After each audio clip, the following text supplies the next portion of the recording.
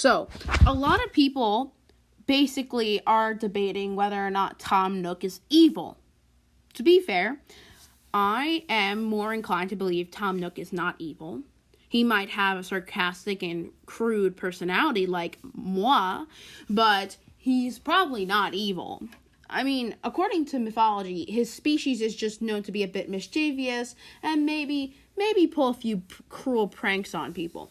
But they're not like maliciously evil. Anyway, that's not the point. That's the argument that we don't need to talk about because that one's overdone. That one's out of the park. Let's forget about that. Let's talk about the real issue here.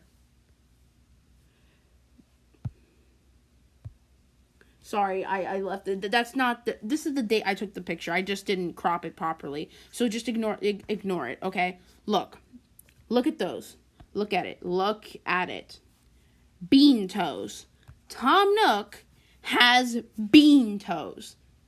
Upon seeing them bean toes, I want to touch them bean toes because bean toes are where it's at. They are the cutest part of a cat outside of its fluffy little face and fluffy little paws. Because its fluffy little paws has little bean toes. So here's the issue. In the Animal Crossing world, where some animals are sentient and some animals are not, and that's a whole debate in itself, ignore him.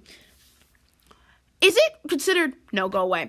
Is it considered racist to ask to touch another animal's bean toes?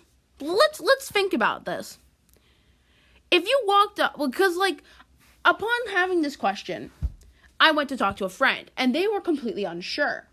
Because, if every animal is basically a different race in Animal Crossing, is it racist to ask to, touch a certain animal for, that certain, feature? Is it fetishism if you like bean toes on another animal? Is it a foot fetish?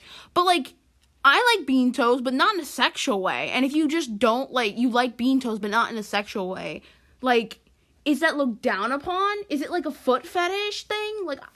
What is the implications of that? And also, is it asking a person to touch their hijab or something? How sensitive of a topic it is to touch another animal's parts? Oh, can I touch your tail? Is it as personal as saying, can I touch your hair because it looks curly and I want to see if it's real? Or is it as personal as can I touch your cultural mark? How personal is asking for someone's bean toes?